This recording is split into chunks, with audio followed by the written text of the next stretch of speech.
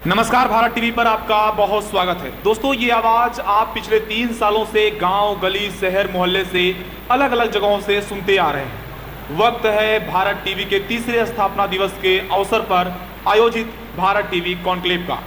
27 अप्रैल को Bharat TV conclave हुआ और आज 28 अप्रैल है। लगातार सेशन दर सेशन हमारे बीच में हो रहा है। लगातार पॉलिटिकल लोग आ रहे हैं, लगातार पक्ष के भी लोग आ रहे हैं, लगातार विपक्ष के भी लोग आ रहे हैं। लगातार उनसे हमारे एंकर्स तीखे सवाल भी कर रहे हैं। हमने 2 गिलास पानी भी रखा है कि तापमान बढ़ने लगेगा तो उन्हें पानी जरूर पिलाया जाएगा, लेकिन हिसाब किताब उनके उन 5 सालों का होगा जिन्होंने जनता से वोट लेकर उन्हें बहुत कुछ वादा किया था। उसके अलावा हमारे बीच में आज भारत टीवी कॉन्क्लेव के तीसरे सेशन में इस वक्त मौजूद हैं वरिष्ठ भाजपा नेता शिव प्रकाश सेनानी जी, जो कि सुप्रीम कोर्ट के वरिष्ठ अधिवक्ता भी हैं।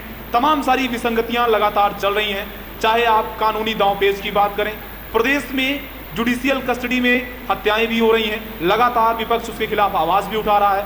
उसको लेकर भी हम चर्चा करेंगे क्योंकि सुप्रीम कोर्ट के लॉयर हैं, साथ ही साथ भाजपा के वरिष्ठ नेता भी हैं और प्रदेश कार्य समिति के सदस्य भी हैं। सर, भारत टीवी के कॉन्क्लेव में आपका बहुत बहुत स्वागत है। स्वागत है। सबसे पहले तो मैं आपको बधाई देता हूं कि आज भारत टीवी की स्थापना दिवस आप प्रतापगढ़ जनपद में मना रहे हैं। ये बहुत बहुत आपको बधाई। धन्यवाद सर। सर, चलिए सवाल और जवाब का दौर शुरू करते हैं। अखाड़ा सज चुका है, खिलाड़ी मैदान में है। सवाल सर वही, क्योंकि जिस तरीके से आप भाजपा के नेता हैं और अधिवक्ता हैं, तो शुरुआत वहीं से करते हैं क्योंकि आप प्रतापगढ़ के रहने वाले हैं और पड़ोसी जिला बड़ा तहलका मचा हुआ है।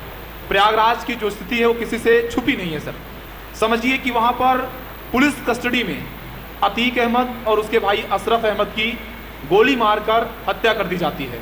बड़ा गंभीर आरोप लॉ एंड ऑर्डर व्यवस्था पर लगता है। क्या कहना चाहेंगे सर एज अधिवक्ता? उसके अलावा अगर आप बात करें भाजपा नेता भी हैं तो क्या कहना चाहेंगे इस मामले पे? सबसे पहले तो आपने जो बताया इस बात को जी, कि पुलिस माइक थोड़ा पास कर लीजिएगा जी। हाँ, पुलिस कस्टडी में हत्या जी, निश्चित है कि मैं इस बात को मानता हूं कि पुलिस कस्टडी में हत्या हुई है जी, इसमें कहीं न कहीं चूक हुई है, इसको मैं मानता हूं और प्रशासन भी मान रहा है।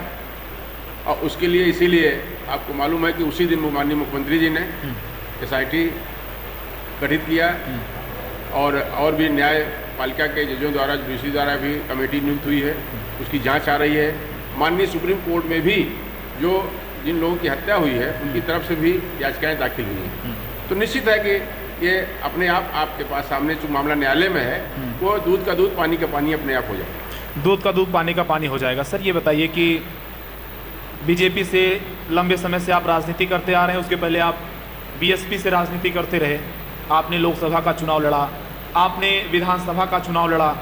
क्या लगता है कि जो आज एक मोदी लहर, योगी लहर की बात की जाती है, अगर ये मोदी लहर, योगी लहर पहले होती तो क्या लगता है उस लहर में आपका भी बेड़ा पार हो जाता, या फिर आपने कभी अपने दम पर चुनाव लड़ा, इसकी वजह से जो है क्या लगता है कि कमियां कहाँ रह गई? सर देखिए, मैं आपको ये बताना चाहूँगा, निश्चित हमारे सभी मेहमान भी यहाँ बैठे हुए हैं। चुनाव लड़ना मैं कैसे कर और चुनाव जीतना दोनों अलग अलग हैं। जी, कहीं कहीं ऐसी कुछ परिस्थितियाँ होती हैं, ऐसे समीकरण होते हैं जिसके वजह से चुनाव आदमी हारते हारते भी जीत जाता है और जीतते जीतते भी हार जाता है। जी, जहाँ तक आपने इस बात को बताया कि निश्चित हमने चुनाव लड़ा और मैंने बड़ी कठिन परिस्थितियों में चुनाव लड़ा प्रतापगढ़ जनपद में। आपको पता है इस बात को कि यहाँ पर ऐसे 2-3 ध्रुव हैं जिसके वजह से कि निश्चित यहाँ पर प्रतापगढ़ में, पूरे हिंदुस्तान में हर आदमी जानता है कि यहाँ पर हमारे ख्याल से बूथ कैप्चरिंग का इजाद हुआ था, शुरुआत यहाँ से हुई थी। मैं उस समय चुनाव लड़ा, निश्चित है उसके बाद वो लड़ाई जो मैंने शुरू किया वो लगभग खत्म तो नहीं कहूँगा, लेकिन अब वो प्रतापगढ़ में लगभग खत्म सा हो गया है। थोड़ा बहुत बचा हुआ है, 1-2 विधानसभा में अभी रह गया है, नहीं तो वैसे ही खत्म हो गया है।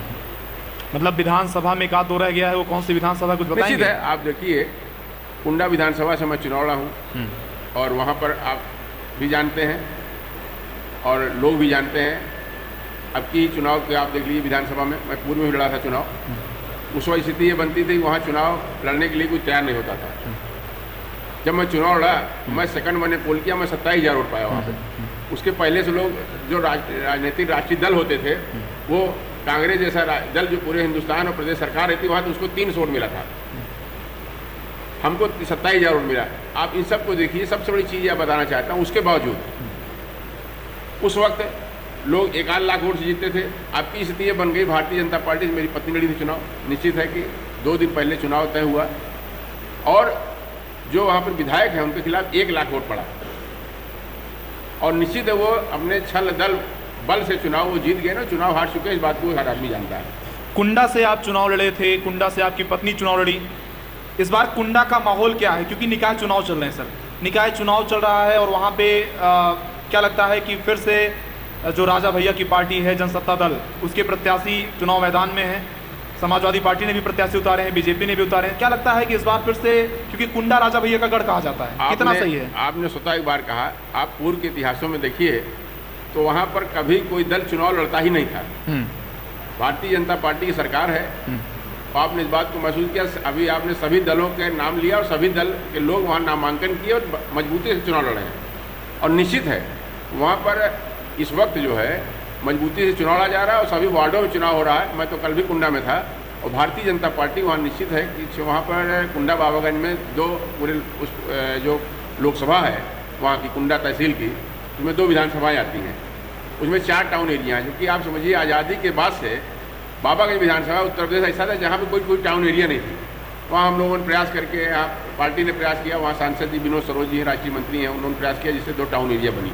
चारों जगह वहाँ चुनाव हो रहा है कुंडा तहसील में और उस चारों जगह पर निश्चित है भारतीय जनता पार्टी की विजय सुनिश्चित है। एक बड़ा आरोप लगता है इस बात का कि मुख्यमंत्री जी जनसभा करते हैं, निकाय चुनाव को लेकर भी जनसभा करते हैं, लेकिन कुंडा नहीं जाते हैं। कुंडा जो है, कुंडा आपने उनका नहीं लगवाया शेड्यूल की वो कुंडा में जनसभा करें? देखिए एक चीज़ अब बताएं आपको कि भारतीय जनता पार्टी की जो मुख्यमंत्री चुनाव की रैलियाँ कर रहे हैं अभी, वो किसी भी जगह वो डिस्ट्रिक्ट हेडक्वार्टर पे हो रहा है।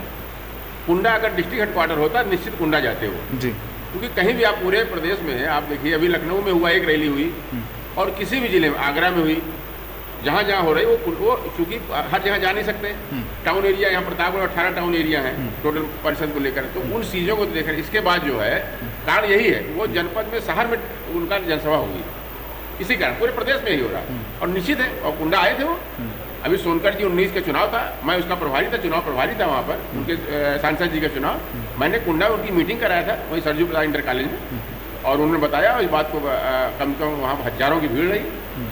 ये बात बिल्कुल। एक बात ये बताइए कि आप सुप्रीम कोर्ट के अधिवक्ता हैं, एनकाउंटर आज के दौर में बढ़ गया है, लगातार पुलिस, यूपी पुलिस एनकाउंटर कर रही है, एनकाउंटर पे बहुत जोर दिया जा रहा है और कहा जा रहा है कि जो माफिया हैं वो थर थर काँप रहे हैं। तो क्या जो न्यायालय है सर, उन पर कोई ये प्रश्न चिन्ह नहीं खड़ा होता कि मतलब न्यायालय व्यवस्था, न्याय व्यवस्था जो है, क्योंकि विपक्ष इसका लगातार आरोप लगाता है कि न्यायालय को, जुडिशरी को लगातार सरकार कमज़ोर कर रही है और वो जो है खुद फैसला करने लगे हैं, एनकाउंटर कर गए, उसके अलावा फिर बुलडोजर चला के। तो क्या कहेंगे सर? अच्छा आप देखिए 2-4 साल 5 साल 8 साल पहले के आपके चैनल के अलावा बड़े बड़े चैनल रहे हैं जी, हम तो अपना वाला ही सबसे बड़ा चैनल मानते हैं, नहीं हुआ था, हम तो अपना वाला ही चैनल सबसे बड़ा मानते हैं जी। तब 2-4-5 साल पहले, चूंकि जब से हमारी स्थापना जी 3 साल 3 साल हुई तो उसके पहले में बात कर रहा हूं। अभी तो 5 साल से 6 साल से भारतीय जनता पार्टी सरकार है। बिल्कुल, ये बड़े बड़े चैनल वाले कहते थे कि उत्तर प्रदेश में जिस तरीके माफिया राज है, गुंडा राज है और यहाँ पर दिन दहाड़े हत्याएं हो रही हैं, रेप हो रहा है, इसके खिलाफ सरकारें क्या कर रही हैं। अब दिक्कत ये कि अब जब भारतीय जनता पार्टी की सरकार आई और उनके खिलाफ जब आप पुराने आंकड़े देखिए, हिंदुस्तान में सबसे ज़्यादा हत्याएं, लूट मार अगर होती थी पूर्व सरकारों में देखिए तो उत्तर प्रदेश में होती थी और 25 करोड़ की आबादी का प्रदेश है ये। तो निश्चित है अगर पूरे प्रदेश में देखिएगा, पूरे हिंदुस्तान में देखिए तो इनकाउंटर अगर हो रहा है तो सबसे ज़्यादा इनकाउंटर होना भी चाहिए यहाँ पर। अगर सबसे बड़ी चीज़ है कि हम अपनी सुरक्षा के लिए, कल यही आम आदमी कहता है कि भाई आप पुलिस ने इनको छोड़ दिया, पकड़ा नहीं, मारा नहीं, और पुलिस अगर मार रही है तब भी प्रश्न चिन्ह उठाया जा रहा है कि पुलिस मार क्यों रही है। आप ही लोग चैनल कहते हैं, चैनल पे ही आप उठाइए, सरसरी निगाह पे आप बैठिए, सारे चैनल देखिए, पहले का चैनल उठा के देखिए, यही लोग कहते थे। ये बताइए कि आप कह रहे हैं कि एनकाउंटर जरूरी है, तो मतलब न्यायालय से जो सजाएं मिलती थी, उम्र कैद की सजाएं, फांसी की सजा तक होती थी, जैसा जिसका अपराध होता था वैसे उसको सजा मिलती थी, तो मतलब क्या लगता है कि न्यायपालिका में सर देरी इसकी वजह नहीं, क्योंकि मुकदमे चलते रहते हैं? आप सही कह, अब हम आपके चैनल पे यहाँ बैठे हुए हैं, ईश्वर न करे कहीं कोई बात हो, कोई घटना घट जाए, बाहर कोई बात हो जाए, तो अगर कोई घटना हमारी साथ सिक्योरिटी है, आपके यहाँ सिक्योरिटी लगी हुई चारों तरफ, कर कोई अराजक तत्व आता है तो क्या पुलिस उस बात को इंतजार करेगी कि उसको पकड़ेगी, उसके खिलाफ कार्रवाई नहीं करेगी, या उसको ले जाकर सीधे वो क्या कहते हैं न्यायालय का इंतजार करेगी, या अपने को मरवाने के लिए इंतजार करेगी? तो कारण उसका यही है, वो परिस्थितियाँ होती हैं। सबसे अगर वो परिस्थितियाँ ऐसी होती हैं, इनकाउंटर कोई जानबूझ के नहीं करता आदमी, परिस्थितियाँ उत्पन्न कर देती हैं जिससे एनकाउंटर जो है वो परिस्थिति जन्य होता है। अच्छा, ये बताइए कि आप कह रहे हैं कि एनकाउंटर परिस्थिति जन्य होता है, लेकिन जो मैं वही सवाल फिर से, हाँ। क्या लगता है कि जो न्यायालय में मुकदमे जो लंबित हैं, काफी लंबी सुनवाई चलती है, एक बड़ी कई साल लग जाते हैं, वो गलत है। हमारे हिंदुस्तान के सुप्रीम कोर्ट के माननीय चंद्रचूड़ जी यहाँ उत्तर प्रदेश में भी चीफ जस्टिस रहे हैं, जब से आए उन्होंने इस बात को कहा, और हम लोग भी लगातार करते हैं। चूँकि मैं बार में भी रहा हूँ सुप्रीम कोर्ट में, चूँकि मैं 96 से सदस्य हूँ, मेंबर हूँ सुप्रीम कोर्ट का, हम लोगों में जुडिशरी में बात भी होती है। तो ये बात तो दुर्भाग्यपूर्ण है निश्चित है। और हमारी सरकार, आपने देखा होगा जो वर्तमान लॉ मिनिस्टर हैं, उनका भी अभी एक दिन आज तक इंटरव्यू आ रहा था। सबसे बड़ी चीज़ ये तो निश्चित है, इस पर ये तो अगर देर से न्याय मिलती है तो वो न्याय नहीं कहा जाती, और निश्चित उसके कारण से भी काफ़ी चीज़ें समस्याएं समाज में उत्पन्न होती हैं। इस बात को मानता हूँ, एज अधिवक्ता मानता हूँ, एज समाज में जो मैं एज व्यक्ति मानता हूँ, और समाज का सामाजिक। ये बताइए कि चुनाव लगातार हो रहे हैं, 24 का चुनाव आ रहा है, क्या लोकसभा के लिए कुछ तैयारी कर रहे हैं आप? देखिए, मैं जब संजोग में आपसे कहना चाहता हूँ कि आपने चर्चा छेड़ दिया। मैंने कभी भी चुनाव में, आज मैं लोकसभा में लड़ चुका हूँ चुनाव, विधानसभा में लड़ा, मैं, मेरी पत्नी लड़ी, लेकिन मैंने कभी भी चुनाव लड़ने के लिए कोई आवेदन नहीं किया, मुझे कभी नहीं। मैं पहला चुनाव लोकसभा लड़ा था मछली शहर से, उस वक्त चंद्रशेखर जी प्रधानमंत्री थे। आप समझिए मेरी उसे 26 साल एज थी, यहाँ उत्तर प्रदेश मुख्यमंत्री। 26 साल में आपने लोकसभा का चुनाव लड़ लिया? 26 साल में लड़ा, और उस वक्त प्रधानमंत्री जी। मैं चुनाव, आप समझ लीजिए, मुझे उस वक्त भी मुझे बुलाकर, संयोग से मैं उनका नॉमिनेशन कराने गया था चंद्रशेखर जी का, हमको कागज कंप्लीट कराने के लिए दिल्ली में गया था। तो आप सोचिए, मैं सुप्रीम कोर्ट में था तो मुझे बुलाया गया था, और ये मामला वो मछली शहर से, प्रतापगढ़ की मछली शहर जो यहाँ पर 2 विधानसभा थी। तो देखिए, ये चीज़ें तो संजोग होता है, आप टिकट मांगेंगे, मिलेगा नहीं मिलेगा। मैंने कभी कोई चुनाव में आवेदन नहीं किया पार्टी में कि हमें टिकट दिया जाए। पिताजी आपके स्वतंत्रता संग्राम सेनानी थे जी, जिनके नाम पे लगातार आप लोगों का नाम भी शिव प्रकाश सेनानी है जी। तो पिताजी स्वतंत्रता संग्राम सेनानी थे जी। क्या सीख मिली, मतलब क्या लगा कि हर चीज़ें आज़ाद हो? अंग्रेजों से जब हमारा देश गुलामी की जंजीरों से झगड़ा हुआ था, देश के लोग आज़ादी की लड़ाई लड़ रहे थे, क्या लगता है कि अभी जो देश 75वां अमृत महोत्सव मना रहा है, आज़ादी का उत्सव मना रहा है, तो क्या लगता है कि जो आज़ादी हमने अंग्रेजों से पाई थी, उस आज़ादी को हम आज महसूस कर पा रहे हैं? क्या वो आज़ादी आज हमें है?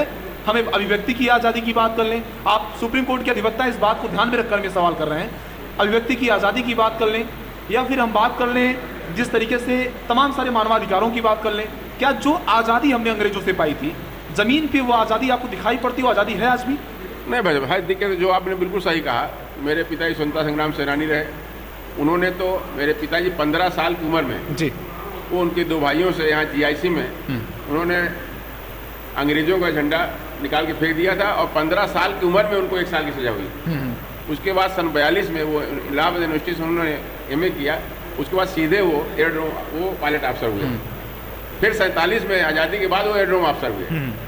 तो निश्चित है, आपने कहा वो दौर उनका, हमने तो आज़ादी के, चूँकि आज़ादी के बाद में पैदा हुआ, बहुत ऐसे लोग हैं जो आज़ादी के समय, उसके पहले से हैं, अभी उनसे बात होती है।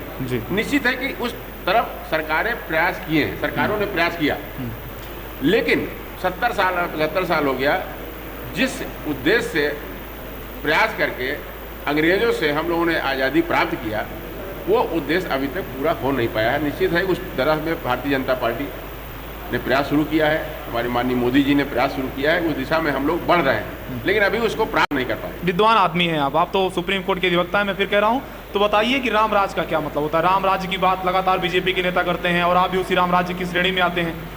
राम राज्य की कैसी कल्पना है, कैसा राम राज्य आप लोग लाना चाहते हैं उत्तर प्रदेश में?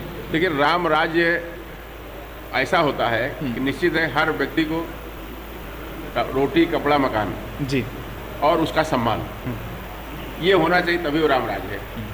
और उस पर हम लोग अभी प्रयास कर रहे हैं, और भारतीय जनता पार्टी भी प्रयास कर रही है। अभी इस बात को कहना कि हम राम राज्य आ गया है, इस बात को मैं स्वीकार नहीं करता हूँ। अगर महंगाई की बात करें, राम राज्य की बात की जाती है, सेल्फ गोल की भी बात हो गई, क्योंकि आप तो कह रहे हैं कि मैं स्वीकार नहीं करता हूं, और आपके मुख्यमंत्री कहते हैं कि उत्तर प्रदेश में राम राज्य है, कानून का राज है। ठीक है, लेकिन आप बताइए कि महंगाई की बात कर लें, जो मुद्दे असल मुद्दे हैं, क्या लगता नहीं कि वो मार्केट से गायब हो गए हैं? एक अतीक का एनकाउंटर हो जाए या अतीक की हत्या हो जाए, वो मीडिया में बड़ी खबर बन रही है। उसके अलावा जो है, अगर महंगाई की बात करें, जो सबसे ज़्यादा आम आदमी की जरूरत है, सिलेंडर का रेट आप देखें 1200 के ऊपर हो गया है। आप सरसों के तेल की कीमत देखें तो कितना ज़्यादा हो गया है। आप ऐसे ही अरहर की दाल की बात कर रहे हैं तो कितना ऊपर हो गया है।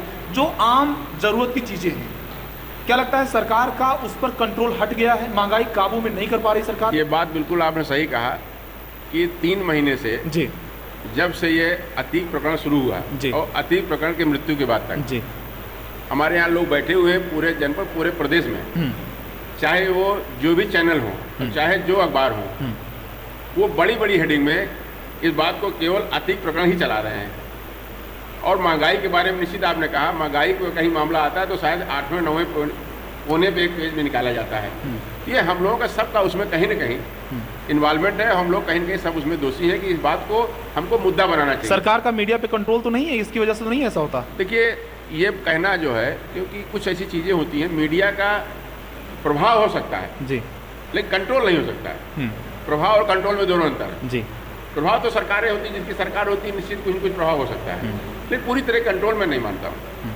कैसा देखते हैं अपने अब आगे के राजनीतिक करियर को, कैसा देखते हैं? क्योंकि एक उम्र भी हो चुकी है और अभी आप युवा नेता, क्योंकि हिंदुस्तान में एक चलन चल गया है ना कि अगर 55 साल के हैं आप तो और युवा नेता लिखिए तो खुशी महसूस होती है। राहुल गांधी अगर युवा नेता हो सकते हैं तो आप भी युवा नेता हो ही सकते हैं। तो बता दीजिए फ्यूचर प्लानिंग क्या है आप? देखिए, ऐसा है कि हम लोग सामाजिक प्राणी हैं जी। राजनीति को, क्योंकि स्थिति क्या हुई आज़ादी के बाद से, राजनीति का मतलब ये हो पहले ही रहा कि एक समाज के कार्य को करने जो सामाजिक व्यक्ति होता है उसको राजनीतिक व्यक्ति कहा जाता है। लेकिन कुछ बीच में परिभाषाएं थोड़ा बदल गई जी।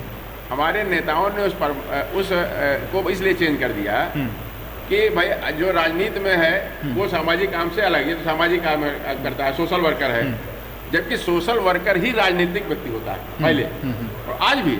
लेकिन चुनाव में फिर मैंने बताया कि जो व्यक्ति, कोई जरूरी नहीं कि आदमी जो एमएलए एमपी मंत्री हो वो नेता हो, नेता अलग होता है, एमएलए एमपी मंत्री अलग होता है। एक आखिरी सवाल, क्योंकि वक्त की कमी है, एक आखिरी सवाल चलते चलते लेंगे जी। ये बताइए कि आप सुप्रीम कोर्ट के अधिवक्ता हैं और आपकी सरकार के कुछ नेता कहते हैं कि हिंदू राष्ट्र की बात देश में की जाती है, उस देश में की जाती है जहाँ पे संविधान लागू है, जहाँ देश संविधान से चलता है, 4 स्तंभों से चलता है, कार्यपालिका, न्यायपालिका, व्यवस्थापिका, मीडिया। ये लोकतंत्र के वो 4 स्तंभ हैं जिनके पिलर पर हमारा देश का मानचित्र टिका हुआ है। लेकिन अफसोस की बात यह है कि कुछ लोग कहते हैं कि देश को हिंदू राष्ट्र बनाना है, और आप एज अ अधिवक्ता और बीजेपी नेता भी, आप क्या देखते हैं, कैसे देखते हैं इसको आप? देखिए, हिंदू राष्ट्र बनाने में हमारे प्रधानमंत्री नरेंद्र मोदी जी ने तो कहा नहीं। आपके ही नेता कहते हैं ना, नेता उनको मंत्री बनाया, मैंने कहा ना, उनको आपने मंत्री बनाया। जो मैंने बताया कि जो बनाने मेन जो है, ये हिंदू राष्ट्र अगर बनेगा तो वो प्रधानमंत्री नरेंद्र मोदी जी ने कभी नहीं कहा। जब नरेंद्र मोदी जी ने इस बात को शुरुआत करेंगे, अगर कहते हैं तो उस पर चर्चा इसका मतलब जो कुछ होता है ये वोटों का ध्रुवीकरण के लिए होता है, हिंदू राष्ट्र ना हिंदुत्व। मैं उस पर देखिए, जो चीजें हैं ये राजनीतिक लाभ के लिए आदमी कोई कुछ कह रहा हो वो मैं उस पर नहीं जाना चाहता हूँ, लेकिन क्योंकि हिंदुस्तान में एक संविधान है और पूरी दुनिया में हर देश में एक अपना उसका संविधान होता है, संविधान से देश चलता है और उसी से भारत देश चल रहा है। भाई बहुत राजनीतिक दल बहुत कुछ बात करते हैं, तो राजनीतिक दल जो बात करते हैं उस पर हम लोग चर्चा न करें ज़्यादा, क्योंकि हम लोग भी जिम्मेदारी बनती है कि जो जिम्मेदार व्यक्ति बोलता है उस बात को हम प्लेटफॉर्म पे लाएं। जो अनर्गल बात नेता करते हैं उसको अगर हम लाएंगे तो उसकी दिशा यही होगी, मूल चीज़ रह जाएगा। जैसे अभी आपने महंगाई वाली बात कहा, मूल चीज़ रह जाती है। अतीक की हत्या, अतीक के मर्डर के बारे में, अतीक के परिवार के बारे में, अतीक वो सब वही 3 महीने चल रहा है। तो इसी तरीके है हर जिले में, हर प्रदेश में, हर जगह पर कहीं ना कहीं छोटे मोटे बड़े नेता के कहीं ना कहीं संरक्षण में पैदा होते हैं लोग, और इस बात को हर आदमी अखबार में बांट रहा है। और हमको सबसे बड़ी चीज़ ये करना है कि समाज में जो दुरुस्त चीज़ें हैं उसको हम अगर पटल पे लाएं, तभी भारत का विकास और समाज स्वच्छ हो पाएगा। बड़ा सवाल ये है कि क्या लगता है इस सरकार में जुडिशरी जो है वो मजबूत हुई है? क्योंकि यही दौर था कि कुछ साल पहले कुछ जज आते हैं सुप्रीम कोर्ट के, वो मीडिया कॉन्फ्रेंस करते हैं। क्या लगता है जुडिशरी कहाँ है, मजबूत हो रही है सरकार में? ना, ऐसा नहीं। देखिए, जुडिशरी का अपना कार्य अलग है। कभी कभी देखिए बीच में क्या हुआ था कि सरकारें जो पुरानी कमजोर सरकारें हुआ करती थी वो करते क्या थे। आज भी चूंकि मैं अधिवक्ता हूँ, जुडिशरी से जुड़ा हुआ हूँ जी, तो लोग करते क्या थे कि सरकारें भी जैसे कुछ महत्वपूर्ण चीज़ें होती हैं तो वो अपने द्वारा निर्णय न लेकर वो जुडिशरी का मुहर लगवाते थे कि भाई मैं नहीं करना चाहता हूँ, लेकिन इसको कोर्ट ने किया तो मैं करना चाहता हूँ। सरकारें भी जुडिशरी से काम लेती थी। जैसे पहले कुछ नेता लोग होते थे, बूथ कैप्चरर को अपने बूथ को कैप्चर कराते थे, बाद में भी बूथ कैप्चरर नेता हो गए। उसी तरीके से जब आप स्वतः सारे लोग जुडिशरी से काम लेंगे तो निश्चित जुडिशरी भी कहीं ना कहीं वो अपने को लाभ लेना चाहेगी। ये बताइए कि आज शिव प्रकाश सेनानी जी कहाँ हैं, आज उनका फ्यूचर कहाँ है, और उसके अलावा अगर हम बात करें तो अब इस सरकार की कार्य पद्धति को वो कैसा देखते हैं, क्या कहना चाहेंगे इस पर? मेरा फ्यूचर देश, प्रदेश और अपना जनपद, इसके विकास, इसके स्वाभिमान के लिए मैं हमेशा लड़ता रहूँगा जीवन पर्यंत। मेरा परिवार हमेशा इसके साथ, यहाँ की जनता के साथ खड़ा रहेगा, यही मेरा फ्यूचर है। कुंडा का किला हिलेगा नहीं? कुंडा किला है ही नहीं है। कुंडा में किला कहाँ है? आप लोग कहें कि किला बना दिए। किला तो आजकल जो है वो लोकतंत्र से होता है। किला तो है ही नहीं, किला तो कुछ है ही नहीं। चूंकि कई बार आप चुनाव लड़े, आपकी पत्नी चुनाव लड़ी, तो क्या लगता है कि वहाँ तो किला था भी नहीं, और जो है भी वो भी ढा चुका है। मैंने क्या बताया, खाली विधायक हो जाना वो नेता नहीं हो सकता है। विधायक हो सकता है, वहाँ का नेता नहीं है वो। आज भी जो है जिसके खिलाफ 1 लाख वोट पड़ रहा हो, वो जो बूथ कैप्चर के जरिए चुनाव जीत रहा हो, तो उसको नेता नहीं कहते लोग। उसको कुंडा में बूथ कैप्चरिंग होती है, होती रही है। अब होती है नहीं, निश्चित बहुत उस पर काबू पाया जा चुका है, बहुत कुछ काबू पाया चुका है। निश्चित पूरी तरीके से जिस दिन हो जाएगा तो इस दिन उन्हें नाबूद हो जाएंगे। चलिए सर, वक्त की कमी है, आपने अपना कीमती वक्त दिया, इसके लिए हम आपका बहुत बहुत धन्यवाद करते हैं। तो ये थे हमारे साथ वरिष्ठ भाजपा नेता, सुप्रीम कोर्ट के अधिवक्ता शिव प्रकाश सेनानी जी, जो लगातार भारत टीवी कॉन्क्लेव के 6ठे सेशन में अपनी बात रख रहे थे, तमाम सारे ज्वलनशील मुद्दों पर अपनी राय रख रहे थे, हम उनसे बातचीत कर रहे थे। अब आप स्वतंत्र सेनानी, जो इनके पिता थे, स्वतंत्रता संग्राम सेनानी थे, उनके ये बेटे हैं, और इनकी बातों को आप कैसा देखते हैं ये कमेंट में जरूर बताइएगा। Over to you now.